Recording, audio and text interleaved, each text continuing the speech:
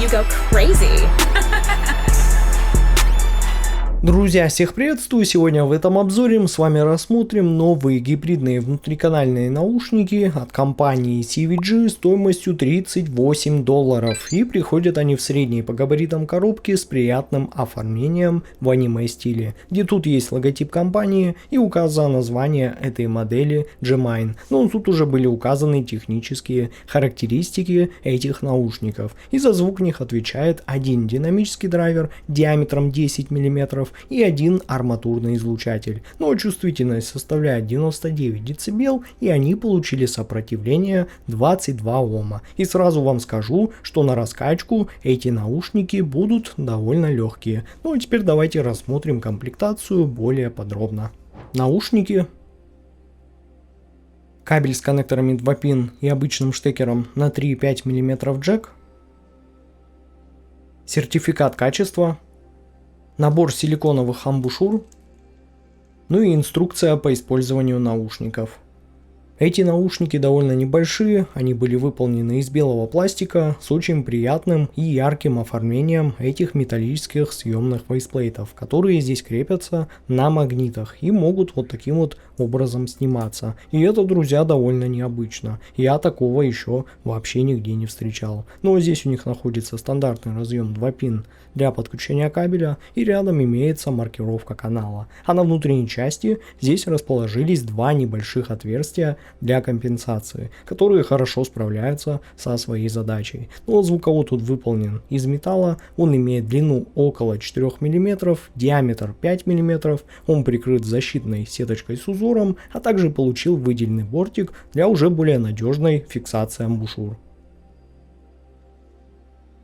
Но сидят эти наушники в ушах прям отлично, обеспечивая как комфортную и плотную посадку в ухе, так и хорошую звукоизоляцию. Единственное, что мне не понравилось, так это комплектный кабель, поскольку он все же довольно простой, и я заметил, что с другим кабелем эти наушники уже звучат намного лучше. Но менять его в итоге или нет, это выбор за вами. Я лишь только делюсь своими впечатлениями. Но вот так выглядит график частотной характеристики гибридных наушников CVG G-Mine. И первое, что мы здесь видим сразу, это явное усиление низких частот на 10 дБ с плавным и грамотно выполненным переходом к области нижней середины. А вот усиление в области верхней середины здесь будет выполнено почти четко на уровне моего таргета. Поэтому при длительном прослушивании эти наушники меня не утомляют, что несомненный плюс. А вот высокие частоты тут уже плавно сдухают после 10 кГц, что все-таки довольно рановато. Но, ребята, не спешите расстраиваться, потому что график совершенно не показывает того, как эти наушники звучат уже на практике. И вот тут-то давайте обсудим уже все более подробно. Ну и начнем с низких частот, которые в этих наушниках, к моему удивлению, получились действительно довольно выразительными и даже в некотором плане неожиданными, поскольку здесь есть хороший по глубине саббас с приятным ощущением веса, но при этом основной акцент все же явно был смещен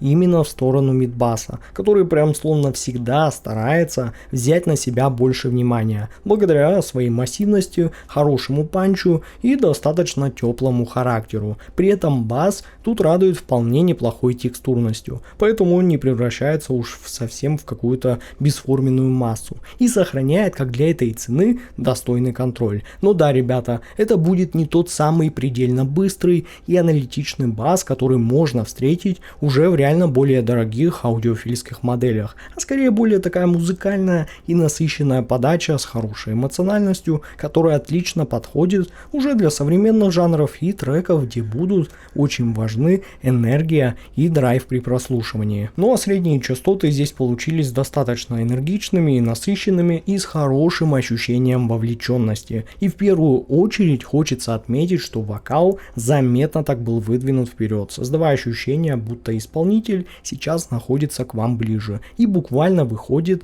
на первый план. Ну, конечно, такая подача, я думаю, что не всем может подойти, особенно если вы любите уже такую максимально свободную и отдаленную от вас сцену. Но свои плюсы, как по мне, в этом определенно есть, поскольку вокал так становится уже более эмоциональным и выразительным, а музыка словно ощущается более живой. При этом середина тут остается достаточно комфортной, не утомляет и радует неплохой прозрачностью и разрешением. решением, но безусловно это будет не самая детальная и аналитичная подача, что я встречал за последнее время. Но самое главное, что она получилась на слух приятной и музыкальной. А вот высокие частоты здесь явно сделаны с упором на комфорт и более теплый, зрелый характер звучания. Они точно не пытаются удивить вас какой-то яркостью там или чрезмерной детализацией, а наоборот предлагают более спокойную и расслабленную подачу. При этом высокие здесь не кажутся уж совсем темными или закрытыми, так как воздуха и информации здесь все же вполне достаточно. Просто все подается на слух в этих наушниках уже так более мягко и аккуратно. Да, это безусловно не рекордсмен по техничности в своем сегменте, но для длительного прослушивания такой характер подачи, я считаю, будет более приятным, особенно если